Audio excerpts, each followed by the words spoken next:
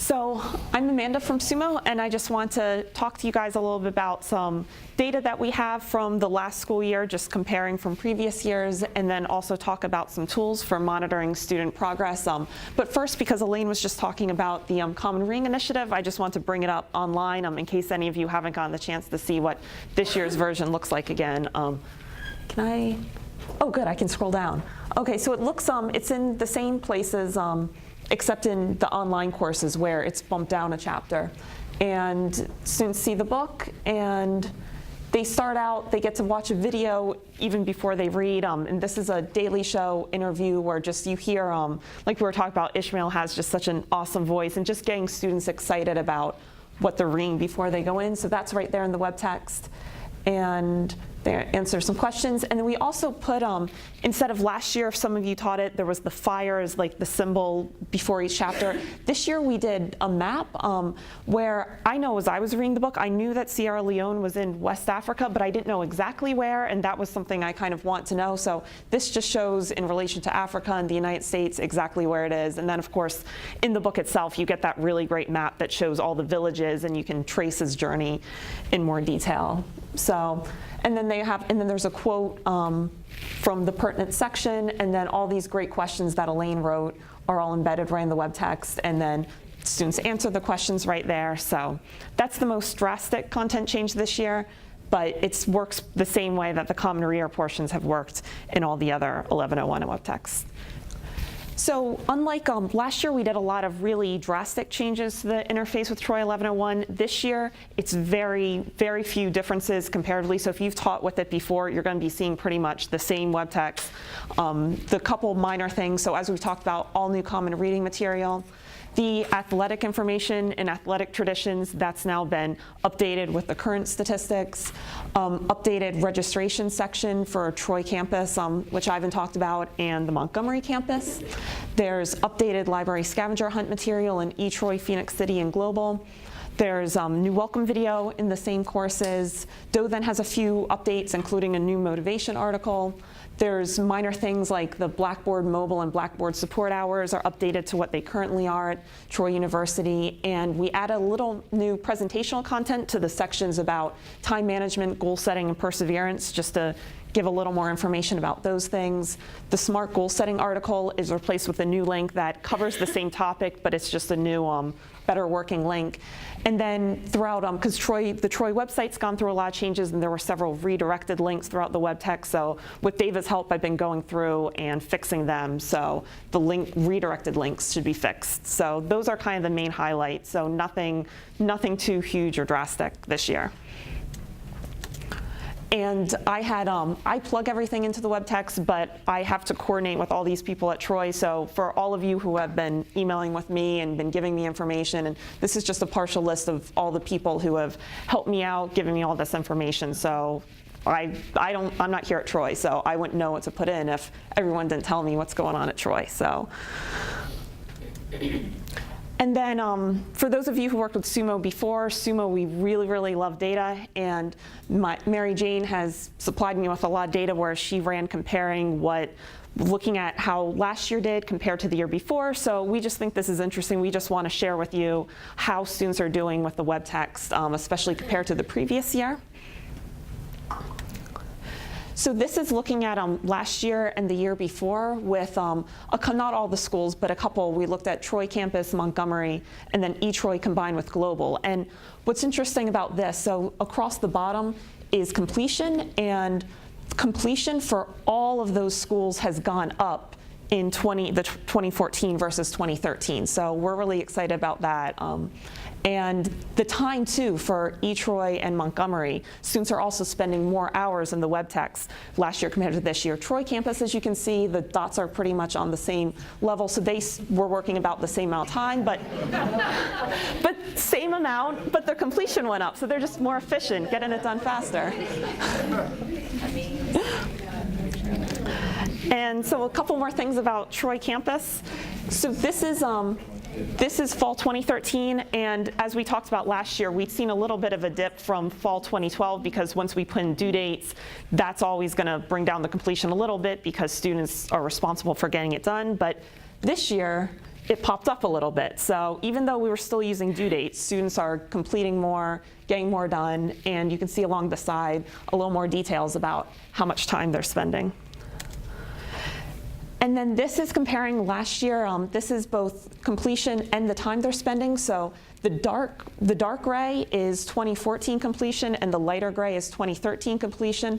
And then so along the left side, that's the percentage that they've done in the web text. So you can see in almost every chapter, students are completing more. So it's not just they're completing more in one particular place. Across the board, they're completing more, and then the yellow lines are showing how many hours they're spending. And this was interesting to compare because for the most part, most of those chapters, you're seeing overlap of yellow lines, except in a couple places, and the most dramatic part is in chapter 3. There's that big spike, and that's because that's the history chapter, and the big difference between the year before and last year was that history video was now broken up and embedded in the web text, and students have to answer questions on it. So that's also reflected in the feedback. A lot of students are saying that chapter felt too long, and they are spending significantly more time compared to the other chapters. And the other differences between last year and this year, the reason chapter 5 went up is because now that's that tools for student success section that has the more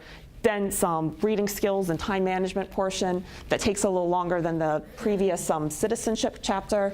And then the chapter 10 registration went down because now that's the registration chapter, which has a lot of important information, but it takes less time to go through than the other part. And I'm not sure why in the values and goal setting chapter students spent more time this year, because that didn't change, but they're spending more time, so that's good. And now a couple slides about Troy Montgomery. So once again, similar to Troy campus, completion went up. And this we thought was really interesting. This is comparing T1 and T2, and it was they're completing pretty similar, a little bit less. It's the same amount of students in T1, T2, but we're surprised how the amount of time in every chapter was just a little bit less, but how it mirrored itself throughout. So we're not sure why, but that was just kind of interesting to check out. So I don't know if the harder worker students sign up in the first term, but. And then Troy Global and eTroy. So, and each line on these charts, by the way, represents a student. So this is just showing overall. And so completion bumps up. And this is comparing eTroy and Global week to week. And so it's pretty, it's just slightly lower with the time with Global, but for the most part, it's mirroring. They're spending the same amount of time. And here's the same chart that I was showing for Montgomery. So this is but with eTroy and Global for T1, T2, and there you don't see the difference. It's almost identical, the amount of time students are spending T1, T2 with those. So I don't know why, but we just thought that was kind of interesting. And then now I'm going to talk about a little bit of student feedback, mostly from there's those feedback sections at the end of every chapter. And then there's also a general course summary at the end about what did you think. And because there's so much data, we're just going to look at Troy campus for this first part. But this is, at the end of every chapter, they have to say, rank it. Did you find this material have no value, a little bit of value, very valuable, or highly valuable? And this is chapter by chapter, 2013 versus 2014. So the what's most striking to me is the number of students who click that dark red, the not valuable, is so small. In some chapters, you can't even see it. So almost no students are saying they didn't get anything out of a particular chapter. And I wish Dave was here, because chapter 10, the new chapter 10, the registration chapter, look how significant that yellow part at the top, that's students who said was highly valuable, and look how much that jumped up between last year and this year. And so that's the most highly valuable chapter to Troy campus students. So they really appreciate getting those tips about registration.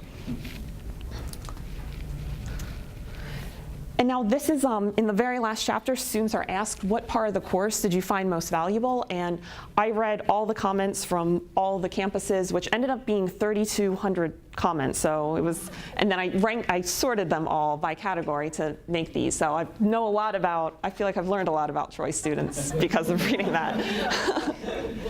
But this is, I thought thought this was really cool and encouraging, though, that 3/4 of the students, and you'll see this is across all the campuses, could point to a specific lesson that they found most valuable. And then besides that, there's a huge chunk that loved their class, who loved it. Some people loved the Common Reading Initiative. And then there's 5% of students that are just generally positive, like this whole course was so helpful. I can't even pick a favorite, it was so great. And the, that's at least what I'm taking out of it. A fair amount of students really like the campus and community engagement. They said that they wouldn't have made the effort to go to school activities if they hadn't had to for class. And only 1%, there were a couple really negative comments, but in the scheme of it, like only 1% is like, honestly, this whole course was a waste of my time. So they are the ones with that exam. Are the ones that went yeah. And then this is Montgomery campus, the same thing. And once again, you're seeing 3/4 of the students point out a specific lesson. With Troy campus, it was pretty evenly spread throughout the web text. Students liked everything from some liked registration, some liked history, some liked GPA calculator, a lot like the health and wellness. With Montgomery, Dothan, Troy, and the other schools, predominantly when they point out a specific lesson, they love the time management and they love the library stuff. Those were by far the most frequent ones I would see that students would say, this helped me so much. And no general haters at Montgomery in T1, T2, so keep it up. And Dothan, same thing, 3/4 specific lesson. A chunk of students just said the whole thing was good, and some students like the Common Reader. And this is, I just combined Troy Global and Phoenix City for this, and they're doing the same thing. Some students specifically like the SOOMO resource, some like Common Reader, and then just a small sliver. And when it gets to Dothan and Troy and Phoenix City, the small sliver that don't like it, the most common complaint is because they feel like it's tailored to 18-year-olds and they're non-traditional students, and that's the complaint that you see. So then this is the part, what part of the course do you think needs improvement? And so about a third of students say no improvement necessary or something in the equivalent, and then some just say NA or don't give a comment. The ones who do a specific lesson, I'd frequently see the history chapter was the chapter that they felt was just dragged out a little too long, or they didn't feel was as relevant to their experience. And then, yeah, only a small sliver. There were a couple complaints about the due dates, but it was only about 15 or so students, and Troy even less. I think only 2 students complained about the due dates. And then, of course, there's going to be a few students who think it's boring, but can't please everybody. This is Montgomery. So this time, over half students were happy and no improvement necessary. And a couple students flag a specific section. A few students say that it doesn't feel necessary for students who aren't first-year students. And Dothan's pretty similar, where there's just a small slither that think it's unnecessary for first-year students. Some students don't. Some students say don't change anything, and then a couple students have a specific lesson. And with any of this, if anyone ever wants more information about seeing their campus's specific comments or from their class, we can run any data you ever need. So, and this is Troy Global in Phoenix City. So, yeah, half students were completely happy, and another 15% didn't give a comment, and 11% thought a specific lesson could be changed, and then there's some miscellaneous comments. The miscellaneous ones are usually, it felt too long, it felt too short, and only a small portion complained about the Common Reading Initiative, which compared to previous years, like in the Ghost Map year, there was a lot more higher. I like that book. I thought it was a really good book, but it's been an exponential dip, but very few complaints about either To the Last Breath or Fahrenheit 451. So. And then this I just wanted to show quickly, explain a small wording change. So in previous years, when we ask the open-ended feedback at the end of every chapter, we say like, oh, what do you what part of the chapter do you want to improve and just leave it like that, or what, share your comments. And there's always going to be a little over half who just say like NA or no comment, and that's completely fine. But we want and so we tried out for this year saying, please share your comments or write NA if you don't have anything additional to share. And then it jumped up to 96% who just write NA. So we found that inviting them to write NA means that it's easier to write that. And the number of suggestions which we rely on to figure out what we need to update was so small it didn't even you can't even see the line. So for this year, we switched it back to just saying, share your comments. If they want to write NA, that's totally fine, but we're not going to invite them to, because when they give them pause and if they have something to share that they'd like to see, we really use that. And then I just wanted to share a couple of the open-ended comments just to give you a feel for what some of the students are saying. This is a Troy campus student who said, I enjoyed the information given to us regarding good study habits and good study skills. The information has helped me be more prepared and feel more confident when completing an assignment or test. This is a student from Dothan who enjoyed learning about the ways to have a healthier life and the history of the university. Without this course, I would have never known some of the things dealing with the available resources at the university. This is an eTroy student who, their comment, I understand school spirit is a big deal and it's important to know, but I feel like the first few sections dealing with the school's history sort of dragged on. But a couple students, there are many students who did appreciate there being a history section. This is a student from Global who just found between the vast history of the university and the alumni's encouraging words, let them know that they picked the right college, so that's cool. Troy campus student requested to hear more about what kinds of organizations the campus has besides just the sororities and fraternities, but besides that, it was pretty solid. A lot of students enjoyed reading Fahrenheit 451. This is a student from Montgomery who says that when they were young, they loved to read and somehow gotten away from that, but so they appreciate the common reader, and that just seemed to really align with the point of having students coming into college read a book to kind of get them back in touch with reading and thinking about reading. And then this was just representative of a few students who were older, put things that they felt like the course just seemed tailored more toward 18-year-olds or people in their early 20s, and they felt like a lot of the information just didn't feel relevant. So you see a few of those comments too. And this is just similar comment, but from eTroy. They feel like the student is geared toward freshmen, but it's not required to take as a first year at Troy. So, and the student, she felt like the information would have been really helpful back then, but now it doesn't feel as connected. This is a Phoenix City student who says the whole course was valuable, but the best one was library resources, and he used it to write his research paper. And this comment was probably my favorite.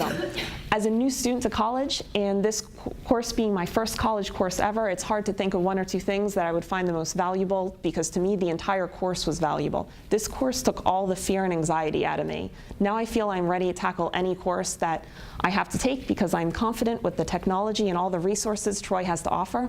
A special thank you to Professor Oberst, am I saying that right? Oberst.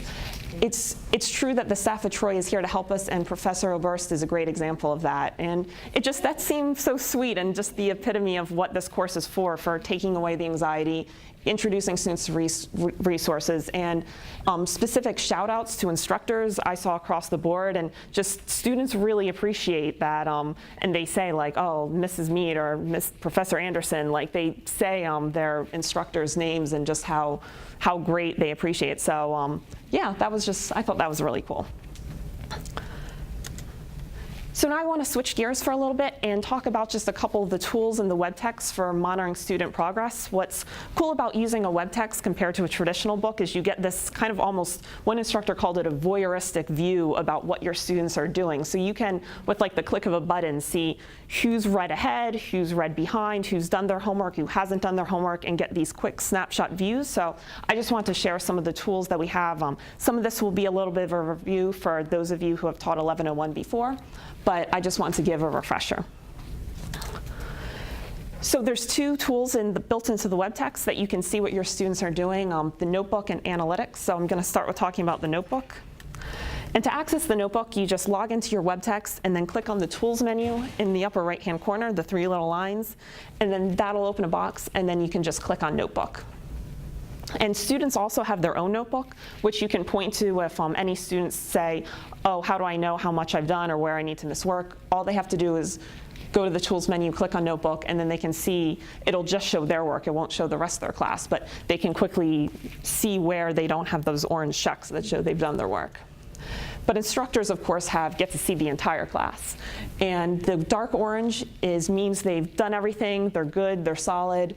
The complete gray boxes mean the student hasn't touched anything. And then the pale orange boxes mean they've done something, but something's missing.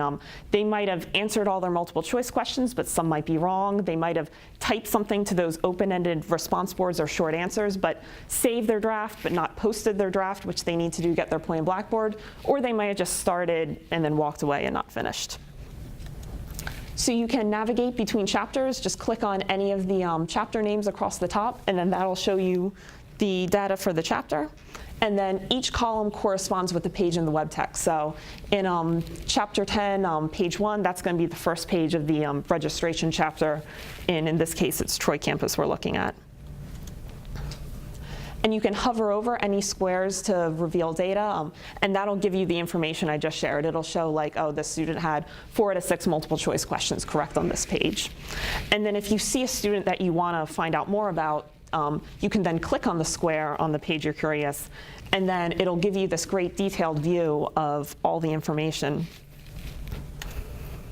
With multiple choice questions, the correct answer is going to be circled in green, and then it'll also show what the student picked. So in this case, because the student has a check mark next to the correct answer, you know they got the point for that. And across the top, you can navigate between students and pages. So if you want to see how every student in your class responded on a particular page, or you want to see how a particular student responded on every page, you can scroll through that way. And then this is really useful to know about too. This is the unpost response button. So sometimes students they do have a chance to save their draft before they post, but sometimes they'll click submit and post and then regret something they wrote or felt like, oh, I meant to say that. And we don't let them edit themselves because we want to keep the high stakes of responding to a short answer question, that they have to think about it and respond before they get their point. But if a student says like, oh, I want to edit it, it has to go through the instructor. So it's at the instructor's discretion, but you can just go into the notebook, whatever question the student says, and click unpost. And then that will take away the Blackboard point and then enable the student to edit and then resubmit it to get their point back if they want to fix up their answer. But we want the instructor to give permission before that happens. And you can navigate directly to the page. So if you're reading this and then want a visual of, wait, what page of the web text is, just click on go to this page. And before I go on, does anyone have any questions about using the notebook? OK, on to analytics. So analytics, this is a tool that just instructors have, and you access it the same way through the tools menu. And then you get this great dashboard. And this is only instructors have it, and this is going to show, this is more for showing completion, and it has timing data too, which is cool. So if you want to see who's moving fast, who's taking a long time on pages, and it's just going to, these boxes just fill up as students complete it. So it's just a quick glimpse about where students have missing work. So you can see so on that first column, that's the percentage that the students have done, and then the second column is going to be the student's name. And then each chunk is by chapter. So it's formatted very similar to the way the notebook is. And then each column corresponds with the page in the web text. So, and then this, you can just use this to monitor completion and quickly spot missing work. So I circled the ones, when you see those gray boxes or the partially filled ones, that shows that a student hasn't done some work. And then you can hover for more information. So you can, when you hold over a student's name, you can see a bunch of stats about them. or any of the given pages. And like I said, the main advantage of checking out the analytics is if you're curious how long a student's spending on pages. So this student's spending 28 minutes, but if in the same chapter you see, a student spending 9 minutes and another student spending 1 hour and 8 minutes, that might indicate a student might be either having trouble with the material or might be speeding a little too fast and not putting thoughtful answers.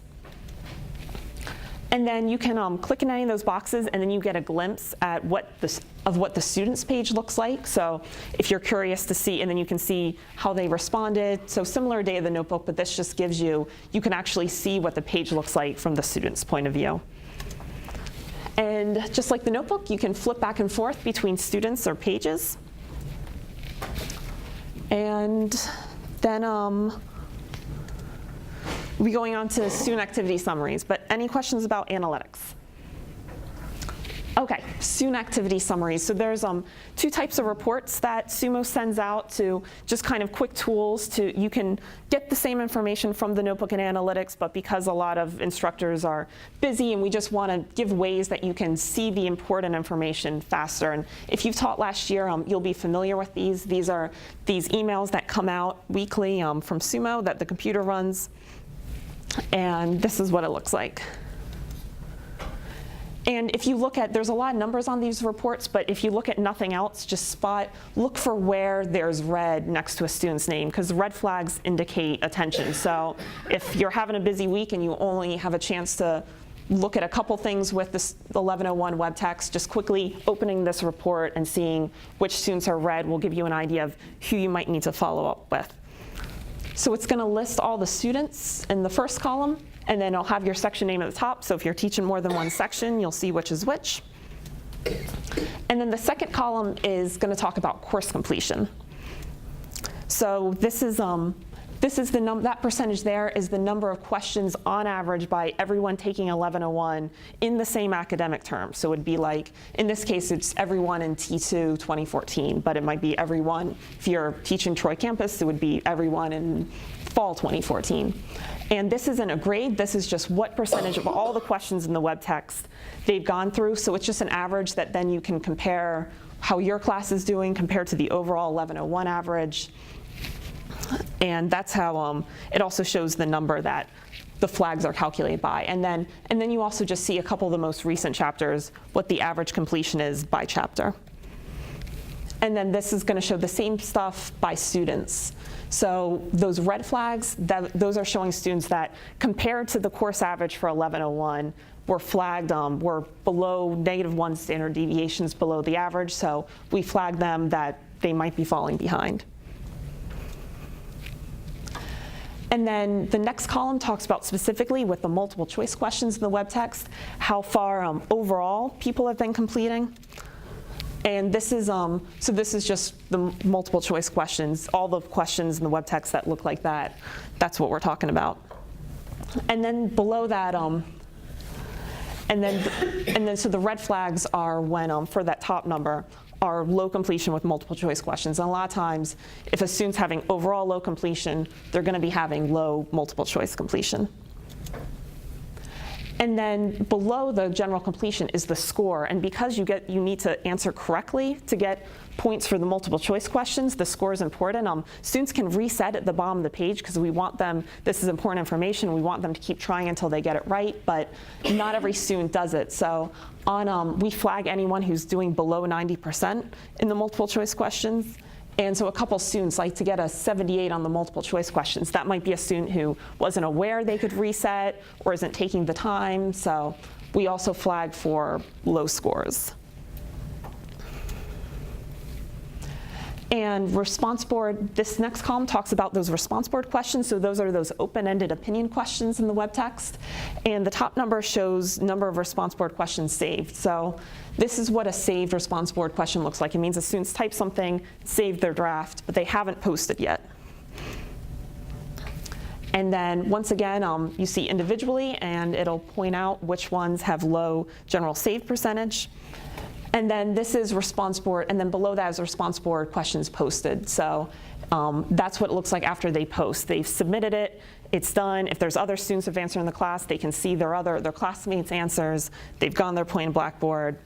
And this, it's good to look for if there's a disconnect. If the top number is larger than the bottom number, that might mean that a student's saving their draft but not remembering to post, and they might think, oh, I've been typing my answers, I've been doing their work, but they might not realize that you need to actually post your answer to get your point in Blackboard, and so you can either see the right answer or see what your classmates are saying. And then short answer questions, they work the same way. There's a save short answer question at the top, and once again, flagged for low short answer question completion. And then short answer questions submitted. So when you submit a question, then you get to, that means students typed it, click submit, and then they see that rejoinder, the correct answer at the bottom. So they get to compare theirs and see if it's correct. And then there's the individual data. And then that second to last column is average active time, and then soon active times, and that's just interesting to see. That's where you can spot your speeders or your students who, if they're spending a bizarre 28 hours in the course or something like that, you might want to check in on them. And that's only counting active time, clicking, typing, scrolling in the web text. So this isn't students who open their browser and then go to Facebook. This is actual web text work. And then recent activity during a term, because especially courses with due dates, you want your students doing work about every week at least. So if you see students who their last time they were in the web text was 3 weeks ago, that might be worth following up on. And so spying the red, it gives you just a quick glimpse about who you might want to follow up on as an instructor. And we really push for early intervention, especially in the first 3 weeks, because time and again, we've done comparisons about who falls behind in week 1 versus who ends up dropping the class or failing the class, and the correlation is very, very strong. So catch them in the first, if you get them to do work in those first 3 weeks, chances are they'll finish and do well, but if they're not logging in the beginning, chances are they're not gonna make it through. Any questions about activity summaries? Yes. Two questions. Yes. The question is, do we have to sign up to receive those activities summaries? No, they should automatically come. Were you teaching 1101 before and didn't get any, or? I don't recall getting I them. got him from a man, but I don't know who he is. Was it Ryan Anderson? Yeah. Yeah, so Didn't know. Ryan Anderson. So that'll be the first question. Well, the second question yeah. is, I remember this being an issue once before with students, with the whole idea of save and post and save and submit. Mm-hmm. Is there, because that's what students were not getting the points because they were just saving. Yeah. But then I noticed when you said for the short answer, it says save and submit, but then for the response questions, it says save and post. Is there a way in SOOMO that it can just be one or the other? Like it can just say save and submit, or it says save and post for both of them? Because it becomes confusing when we're saying to a student, well, you have to hit submit, but then they get to you have to hit submit, but then they get to a response question and it says post. We've been saying hit submit. So can they be the same? Or? I'll pass on that feedback. The hesitation with making them the same is because except for those words, you can't distinguish a short answer question from a response board. And we do want students to know whether they're typing something and they're going to submit it and then just see a correct answer versus their response is going to be read by all their classmates. So the format is same, like save draft, that button's always going to be the same. I'll pass it on to SOOMO to let them know that students have been experiencing confusion with this, but that was the logic of we want them to have a clear way. It's important when you're typing something to know if all your classmates are about to be reading it or if you're just going to be seeing a correct answer to distinguish it. So, and if you don't receive these, as soon as after the first week you start teaching, this should automatically come to your email. So definitely contact Ryan at SOOMO if for some reason you don't see it. But there shouldn't be any reason to not get it. Does anyone else have any questions? I was going to say, Shanika, that's exactly right. I'll have a lot of students who come up and say, Ms. Teresa, I answered the questions, but I didn't get the credit. And a lot of times it's because they didn't post or submit. So yeah, that's why we try to send out these reports and give you ways to glance at the notebook to spot them early, because once they get in the habit, we've never had a student by week 2 or week 3, across the board, they usually figure it out. But for students brand new, there's sometimes that confusion. So this is a good way to spot them if there are students who have that confusion. So this next type of report, this is going to be new for Troy University, but we piloted at another school this past year, and it worked really well. And these are short answer reports of just showing, it's just an Excel spreadsheet of all the students' responses to those short answer open-ended questions. And the advantage of having an Excel spreadsheet is it just makes it really easy if you want to sort by student name, sort by word count, see if there's a particular question you're excited about seeing the answers, you can see all students' responses to that one question. But it's also good to see who might not be doing their work completely. So with obviously, the computer isn't going to grade questions on being right or wrong. So if a student types an answer to a short answer question, it's not correct, they're still going to get their point because they tried and it's graded by completion. But some students try to buck the system a little bit and just put in periods or just a random letter and click submit, and then they get their point. And we just but it's also hard.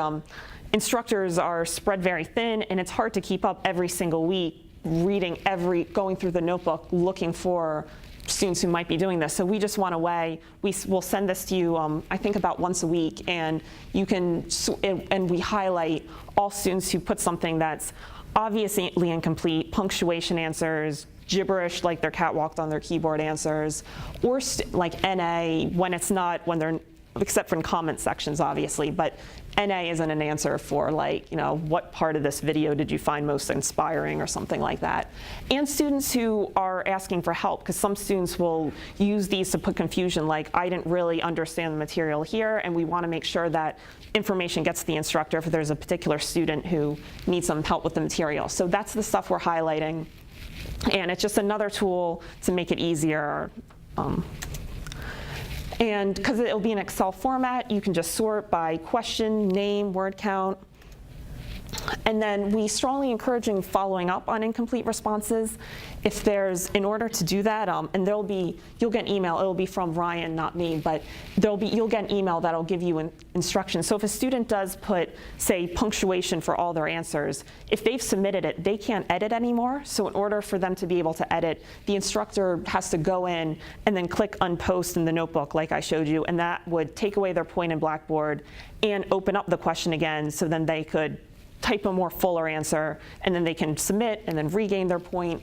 But the instructor has to do that step in order for the student to be able to edit. So it's up to the instructor how you want to respond. If this is in the beginning, you can just say, hey, from now on, I'm expecting more complete answers. But if you want them to actually go back and redo their work in a more complete way, you can do that by following up with the student, but then also going to the notebook and unposting. And this becomes really important with those response board questions, where after a student types something and then submits it, then they see all the students in their class. So we've watched classes across the board. In the beginning, one student week 1 will type a period and submit it, and post it, and then students will see that, oh, you can just type a period, and then by week 10, there's a whole bunch of periods that they copy off each other. So that's why we push early on, just helping students establish good habits. And if you want to unpost, you can see, you can just look at the student's name, and then it'll also show you the page number. So then you just go to the notebook and find the student, and then on the correct page, then find that question, and you'll see what they typed. So it'll be pretty clear. And then you click on post, and then they've lost their point, but they can regain it back as soon as they type something more complete. How would the time, how they lose credit?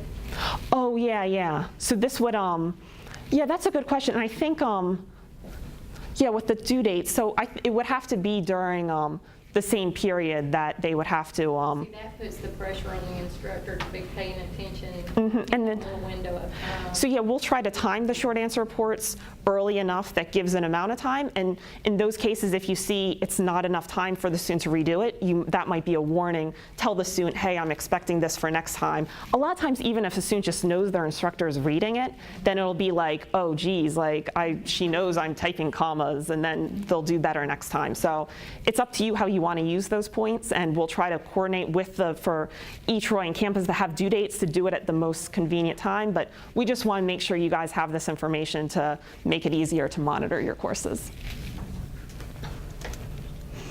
And then just a quick summary of, if anything regarding the web text, if you need help with, who you can contact. And Ryan Anderson, who's not here with us today, but he is in charge of instructor support at SOOMO. He's the new Will Goldsmith, for those of you who have been teaching with the web text for a while, and his contact information is up there. So any questions about linking courses, if the grade push doesn't seem to be going correctly, if there's any confusion about navigation or the web text features, or any of these reports that I was talking about, if you have any questions about any of that, he's the best go-to person and he will help you out.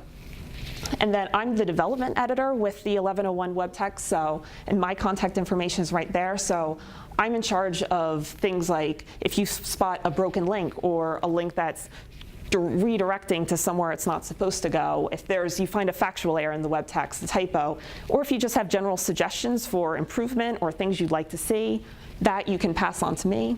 And then if your students are having trouble, encourage them to contact our student support, and Tom and Jenny will help them out, and they're both very, very responsive. So the SOOMO Learning support email's there, as well as the number. So anything with web text access difficulties, if they get their passcode but are having trouble getting into the web text, navigation questions, any of that kind of thing, send them to student support. And it works a lot better if the students contact support directly instead of through their instructor, because a lot of times our support people will need to troubleshoot with the student if there's something quirky about the settings on their particular computer. So we definitely push to have them contact support instead of just telling their instructor, and then the instructor tells SOOMO, because then the instructor is the middle person. And then the easiest way to get a hold of anyone at SOOMO, in the web text, there's the SOOMO messaging feature. That's the little question mark at the bottom of every page, and students can use it, instructors can use it, so a student can just type their question, anything they want to say, and instructors have the same thing. So once you type something in there, it'll get to the right person. So if it ends up being a content question, I'll get tagged on it. If it's an instructor support question, Ryan will get tagged on it. And if it's a student with a question, our student support people will help them out right away. So the SOOMO messaging is a great tool. And then, any more questions about anything? Are there still YouTube videos attached, or is that through Blackboard? Mine didn't work sometimes. Oh, there's definitely still. Second and third, like the spring semester, Yeah. it started giving me trouble. I didn't know if it time out or. So the YouTube videos embedded, we definitely have YouTube videos in the web text, and it's our preferred video player because it's more reliable than the other ones.